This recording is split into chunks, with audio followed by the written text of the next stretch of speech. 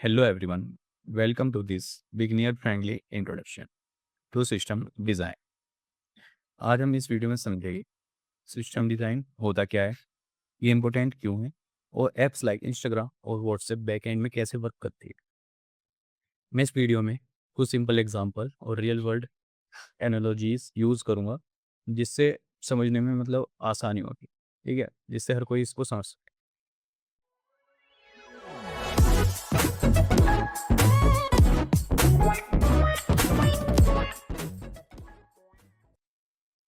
पहले बात करते हैं what is system design. Basically system design किसी एप्लीकेशन का ब्लूप्रिंट होता है। ठीक है, आप इसको ऐसे समझ सकते हो कि एक एग्जांपल देता हूँ आपको। जैसे बिल्डिंग बनाने से पहले उसके मैप रेडी किए जाते हैं, वैसे ही सॉफ्टवेयर बिल्ड करने से पहले डेवलपर डिसाइड करता है कि उसके कंपोनेंट कैसे कनेक्ट हो गए, डाटा स्टोर कैसे होगा, रिक्वेस्ट प्रोसेस कैसे होगी। ठीक है, कैसे होनी है, कैसे कहाँ से रिक्वेस्ट डाटा उठाएगा, कैसे फैच करेगा, ये सब होते हैं। ठीक है, और जैसे कि आपके ऐप्स में मिलियंस ऑफ यूज़र है, उसको कैसे हैंडल करेगा, ट्रैफिक को कैसे हैंडल करेगा। तो इधर यही है, system design is the process planning how to different software component work together to build scalable and efficient applications. ठीक है, तो ये बेसिकली ये एक हमारा आइडिया है system design. So why system design matters. तो सिस्टम डिज़ाइन कैसे मैटर करता है, तो अब जो आपने देखा होगा आजकल जितनी भी मॉडर्न ऐप है वो ह्यूज स्केल पर रन करती है, काफ़ी सारे उस पे यूज़र है कि। तो फर्स्ट हम समझते हैं स्केलेबिलिटी। ये क्या होती है स्केलेबिलिटी? ये हैंडल्स ऑफ मिलियन यूज़र, ये हैंडल करती है बहुत सारे यूज़र को। ठीक है, एक साथ हैंडल करने में काम आते हैं। परफॉर्मेंस, जैसे आप समझ लो नेटफ्लिक्स है, तो नेटफ्लिक्स की कोई वीडियो स्मूथली स्ट्रीम करनी होती विदाउट बफरिंग, अगर वो अच्छे से नहीं करेगी तो उसकी परफॉर्मेंस गिर जाएगी, और जो परफॉर्मेंस गिरेगी तो एक अच्छा इम्पैक्ट नहीं जाएगा हमारी ऐप पे। ऐसे ही रिलायबिलिटी, कि समझो आप कोई आप इंस्टाग्राम चला रहे हो, कुछ भी चला रहे हो, लाइक व्हाट्सएप मान लो, अगर वो 24/7 अवेलेबल है हमारे लिए तो हम उस पर अच्छा रहता है। ठीक है, अब आप सपोज करो उस पे सर्वर एरर आ जाए या कुछ आ जाए, 1-2 घंटे या 3 घंटे वो बंद रहे, ठीक है, तो एक तरीके से बहुत बेकार इम्पैक्ट इसमें भी आएगा। तो हमारा जो कम से कम हमारा डाउन टाइम होना चाहिए और मैक्सिमम ऑनलाइन रहनी चाहिए वो चीज़। सो यूज़र एक्सपीरियंस जो हमारी ऐप है वो फास्ट और स्मूथ हो, यूज़र उससे कंटिन्यूअसली यूज़ करते रहे। तो एक यूज़र एक्सपीरियंस हमारे लिए ऐसा ही होना चाहिए कि ये सब जितने भी फैक्टर है ना, वो अच्छे से वर्क करे। ठीक है, प्रॉपर्ली। विद तो क्योंकि अगर विदाउट प्रॉपर सिस्टम डिज़ाइन जो हमारी ऐप है वो स्लो हो जाएगी, अनस्टेबल हो जाएगी, क्रैश हो सकती है। तो आप समझ सकते हो क्यों इम्पोर्टेंट है ये सब। अब हम इस कॉन्सेप्ट को एक सिंपल रेस्टोरेंट एनालॉजी से समझते हैं। रेस्टोरेंट में जो हमारे जैसे कस्टमर होता है, ठीक है, जो कस्टमर होता है वो ऑर्डर देता है, और जो वेटर होता है वो ऑर्डर लेके किचन तक ले जाता है। सिंपल सी बात है। और किचन में क्या होता है, हम किचन में जैसे खाना बनाते हैं, ठीक है, खाना प्रिपेयर होता है बेसिक। और जो इन सब का सामान किचन में जो सामान जाता है वो स्टोरेज मान लो, जहाँ पे इंग्रेडिएंट्स रहते हैं हमारे। ठीक है, और किचन में उसके थ्रू ही बनता है सब कुछ। तो ऐसे ही सिमिलरली आप मान लो जो सॉफ्टवेयर बिजनेस सिस्टम होता है उसमें क्या होता है, सॉफ्टवेयर सिस्टम में जो यूज़र होता है, ठीक है, वो रिक्वेस्ट करता है। ठीक है, वो रिक्वेस्ट सर्वर के पास जाती है, ये सर्वर उसको बैकएंड के पास लेके जाता है। ठीक है, और जो हमारा जो यूज़र को चाहिए फॉर एग्जाम्पल वो कुछ सर्च कर रहा है और उसको कुछ चाहिए, कुछ भी चाहिए, तो वो डाटाबेस उस बैकएंड में देगा। ठीक है, फैच करेगा यहाँ से बैकएंड उसको, और फैच करने के बाद वो यूज़र तक जाएगा।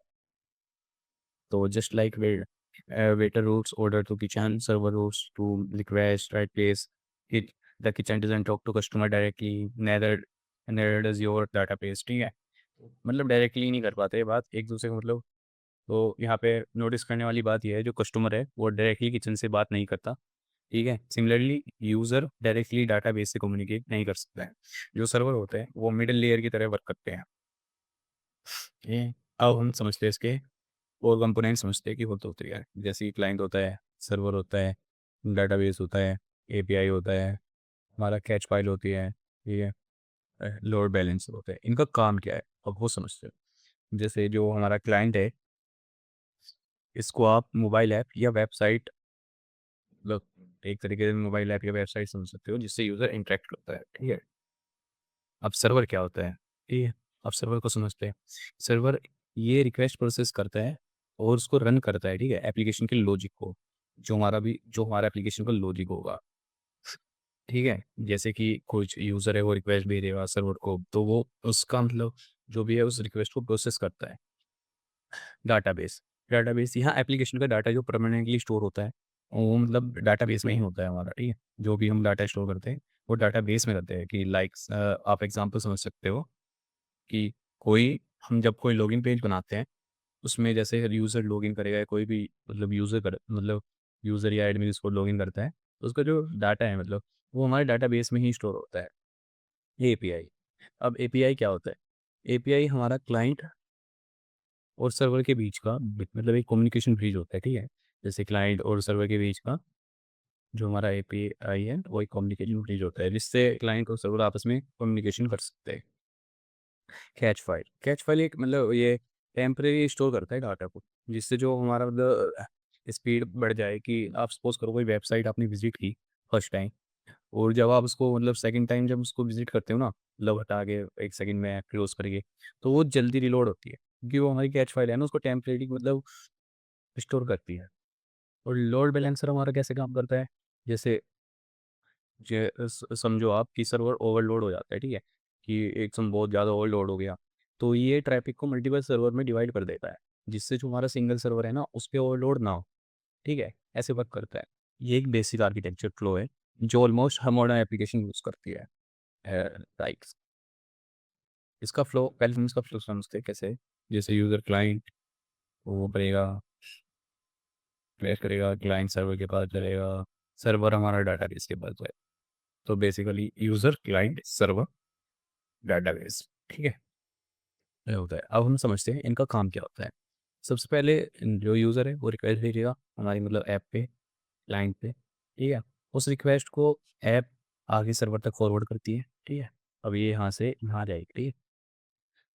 अब यहाँ पे आ गई, सर्वर रिक्वेस्ट को प्रोसेस करता है और डाटाबेस से रिक्वायर्ड डाटा फैच करता है, ठीक। वो प्रेस करेगा और यहाँ से डाटा लेगा, ठीक है। और डाटा बेस से मतलब वो रिक्वायर्ड डाटा होता है वो लेता है, जो भी मतलब उसको जरूरत होती है, और फाइनली उस रिस्पॉन्स को वो यूज़र तक रिटर्न होता है, ठीक है। ये ऐसे सिंपल लग रहा है, पर इंटरनली बहुत सारी प्रोसेसिंग होती है इसके पीछे, ठीक है। अभी के लिए मतलब ये ऐसे इतना ही काफ़ी है। तो every इंटेक्शन follow this path, the user make a request, the client send it, the server process it, the database provide the data, ठीक है। This simple loop is foundation of every app you use, ठीक है। तो basically ये सब में हर modern app में आजकल यही आर्किटेक्चर यूज होता है। अब हम समझते हैं इसको इंस्टाग्राम की मतलब एक रियल लाइफ एग्जाम्पल से, ठीक है। Instagram feed exam. तो स्टेप वन क्या होता है कि जैसे आप इंस्टाग्राम ओपन करते हो, ठीक है, you open the Instagram, the app send request to the server, ठीक है। तो जो हमारी ऐप है वो सर्वर को रिक्वेस्ट भेजती है, ठीक है। फिर इसको सर्वर है ना वो आइडेंटिफाई करता है, ठीक है, कि आप किन लोगों को फॉलो करते हो, कौन सी पोस्ट देखनी है और किस ऑर्डर में देखनी है। तो ये सब का मतलब जो हमारा सर्वर है ना वो आइडेंटिफाई करता है। फिर जो हमारा डाटाबेस होता है, ठीक है, जो हमारा डाटाबेस होता है, अब डाटाबेस क्या करेगा? Database photos, caption, likes, comment, ये सब फैच करता है, ठीक है। इन सबको फैच करके वो क्या करेगा? वो सर्वर ये डाटा को रिटर्न कर देगा, ठीक है। अब ये रिटर्न कर देगा सर्वर को, फिर क्या और मतलब कुछ मिली सेकेंड के अंदर आपका फिर लोड हो जाता है, ठीक है।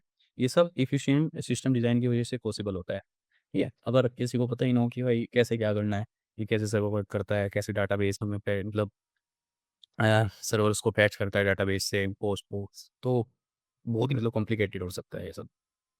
तो इसलिए पता होना चाहिए हमें ये सब। खैर, अब हम मतलब पढ़ेंगे व्हाट हैपन कि एकदम से हमारे ऊपर मिलियंस ऑफ यूजर मतलब जो हमारे ऐप के ऊपर एक्टिव हो जाए, हाई ट्रैफिक हो जाए, ठीक है। तो without proper design system break under pressure, ठीक है। वो टूट जाएगा अगर हमारा कोई प्रॉपर डिज़ाइन नहीं होगा।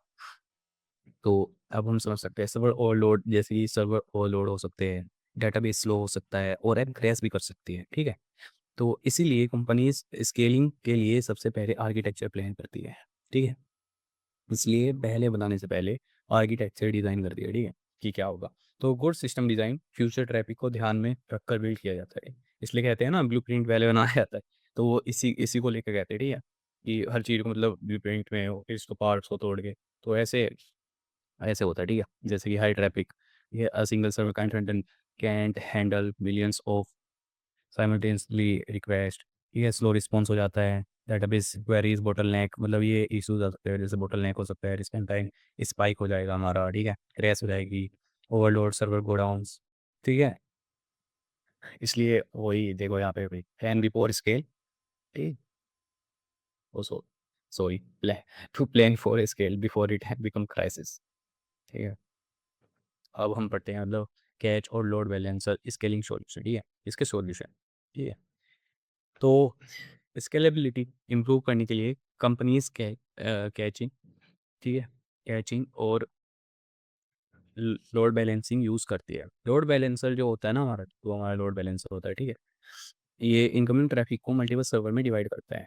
इसलिए एक सर्वर पर एक्सेसिव लोड नहीं रहता, अब ठीक है, कि कुछ भी रहता है, जैसे distribute incoming traffic across multiple server, so no single service gets overwhelmed. तो I hope you can understand, ठीक है। अब जो हमारा ये होता है, ठीक है, कैचे कैचे कैसे वर्क करता है, ठीक है, फ्रीक्वेंटली यूज डाटा को फास्ट मेमोरी में टेम्परेरी स्टोर करता है, जैसे मैंने आपको ऊपर भी बताया था, ठीक है। मतलब हर बार डाटाबेस क्वेरी करने की नीड नहीं पड़ती कि बार बार वो डाटाबेस को जा रहा है, जिससे हमारा सिस्टम मतलब एक ही चीज़ को बार बार उसको फैच करे, ऐसा नहीं होता, ठीक है, वो उसको स्टोर कर लेगा टेम्परेरी और आपको जल्दी देगा। विदाउट विदाउट कैचे क्या होता है, every request hits the database slow, ठीक है, और repeated request server instantly from memory, तो इसलिए हमारा ये इंपॉर्टेंट है फास्ट रिस्पॉन्स करने के लिए। और जैसे हमारा डिस्ट्रीब्यूशन फ्लो भी समझ लेते हैं, ये कैसे होता है, ये क्या करेगा, ठीक है, जैसे इस पे मान लो हमारा 4 या 3 जितने भी है, ठीक है, 5 मिलियन मान लो, ठीक है। अब ये 5 मिलियन को कैसे मतलब डिवाइड करेगा, ये इस कुछ इस मतलब इस पे भेजेगा, इस पे भेजेगा, इस पे भेजेगा, इस पे भेजेगा, मतलब इनको इवनली अक्रॉस डिवाइड करता है, जिससे हमारा मेन सर्वर ना, कोई भी सिंगल सर्वर है या मेन, उस पर ज़्यादा लोड नहीं रहता, ठीक है, फिर इवनली डिस्ट्रीब्यूट कर सकते हैं अब, ठीक है। तो समझते हैं main takeaway from this video, client server database, ठीक है, हमें याद रखना क्लाइंट सर्वर डाटाबेस, मेन होता है क्लाइंट सर्वर डाटाबेस, ठीक है। तो system design helps application become scalable fast reliable even at million of user. तो इसमें हमने क्या समझे, plan for design before you build, scale smart, use load balancer, catches and build confidence, every great है start with solid design, ठीक है। तो अगर आप सॉफ्टवेयर इंजीनियरिंग या बैक एंड डेवलपमेंट में इंटरेस्टेड हो, तो सिस्टम डिज़ाइन डेफिनेटली आपके लिए एक इम्पोर्टेंट स्किल्स है। Thank you for watching.